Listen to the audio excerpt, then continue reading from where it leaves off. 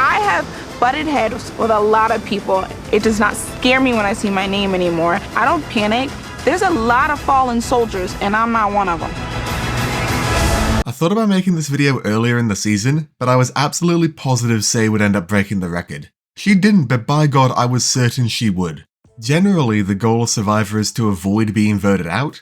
One way to avoid being voted out is to avoid receiving any votes in the first place. After all, if people don't vote for you, there's no way you can be voted out, right? Oh, Jessica. Ah, yeah, that. There are some castaways who don't follow this sage advice. Votes are attracted to them like Jeff is attracted to Boston Rob. All these castaways seemingly vying for the record of most votes.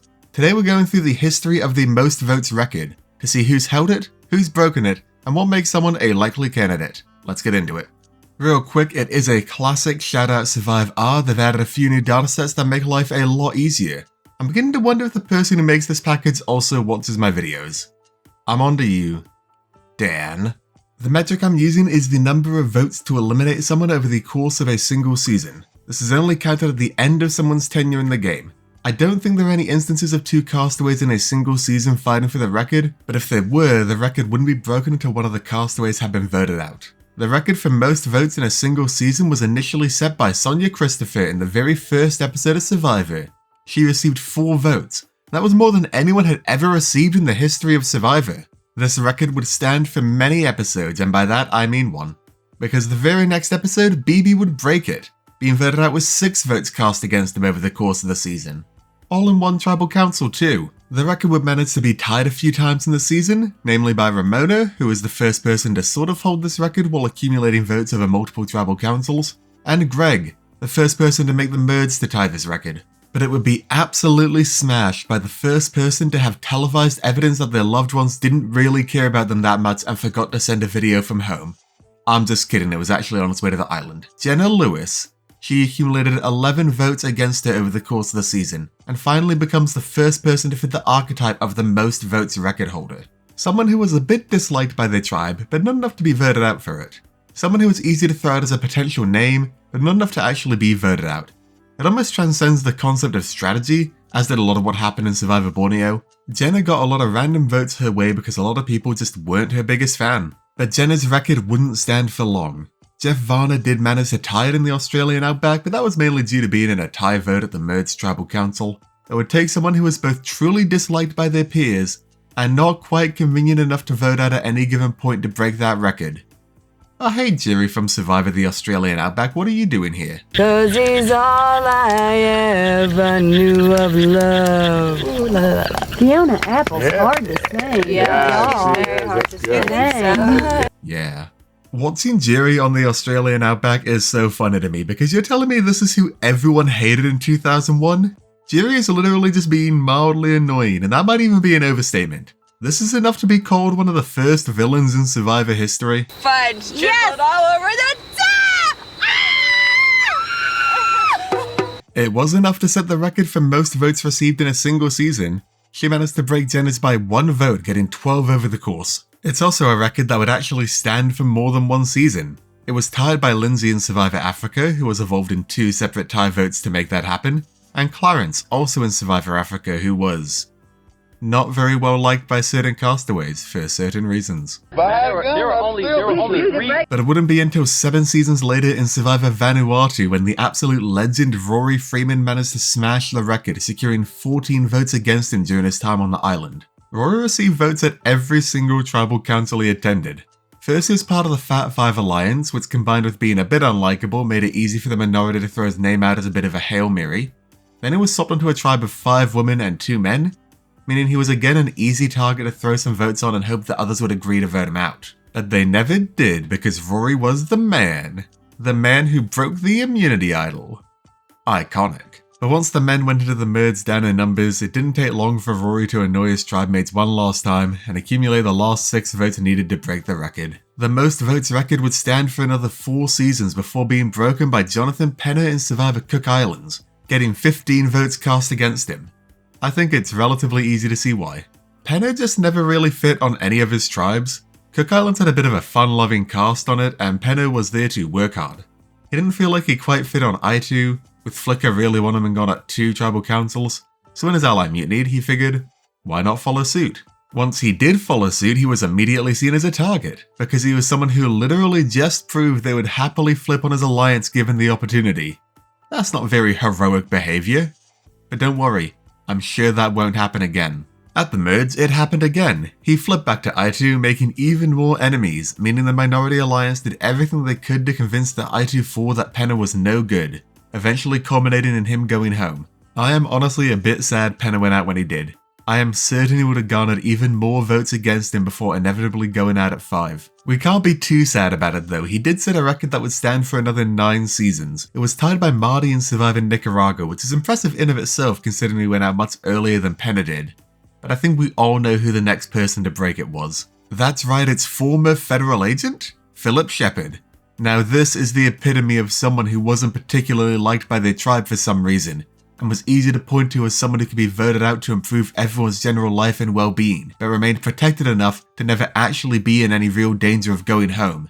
And that's the recipe for breaking this record. He ended his run with 17 votes cast against him, and that's without even going to Redemption Island. This man was never voted out, he wasn't even involved in any tie votes which could artificially inflate his numbers. People just didn't like him, especially Francesca and Krista in the pre-merge doing whatever they could to try and vote him out at every turn. Then he received votes at the mic boot as Zapatero made a last-ditch effort to get any footing in the game, before garnering another few votes at the Julie boot after he had a massive blow-up at camp. Naming this episode Rice Wars is actually wild. At some point I need to make a video about the names of Survivor episodes, sometimes they go crazy with it. After that it was just a few stray votes to break the record and secure a spot at the final tribal council. A record that would actually be tied in the very next season by Aussie in South Pacific. This one is pretty funny, because it was 17 votes over the span of 3 tribal councils, and he was voted out in all 3 of them. I almost don't want to count this because of Redemption Island. The record would then be broken in Blood vs. Water by Laura M, just failing to break the 20 vote barrier, securing a total of 19 votes over the course of the season, including 3 at the really cool and not at all unfair, yeah just vote someone out now I guess, day 1 tribal council. She then managed to avoid getting any votes until her next tribal council, where she was voted out with 7 votes against her. Usually this would be the end of the story, but Blood vs. Water of course features Redemption Island. Aris and Vetus did try to send her back immediately, but failed, making Laura the first Redemption Island returnee to survive a tribal council without any form of immunity. But soon, more votes caught up with her, and she was sent back to Redemption Island at the hands of her daughter. Because as we all know, it was Sierra's sole vote that determined whether or not Laura would go home. She had the chance to turn the 7-1 vote into a 6-2 vote, or even a 6-1 vote. But instead she voted out her mom. Look, I'm just saying Keith Neal actually did idle out his son and that's way funnier. But Laura did secure the record with 19 votes, with the 20 vote barrier seemingly impossible to break, until one last legend came along and absolutely shattered it. 12 seasons later, with a jaw-dropping 22 votes cast against her, we have Karishma Patel from Island of the Idols. Someone who I started the season not really liking before eventually rooting for her to go all the way. Karishma not only managed 22 votes against her, but she only came in 8th place. That's a whole new level of not being liked but not being convenient enough to vote out that I aspire to be one day. The only mark I can put against it is that 7 of these votes were nullified by a hidden immunity idol, which no other record holder needed. Whether you think that makes the record invalid or not is up to you, I don't really mind. Karishma truly was the perfect person to set this record, people just didn't like her. Honestly, it was kind of insane to watch. Every time Lyra went to tribal, the question was, can we vote Karishma out?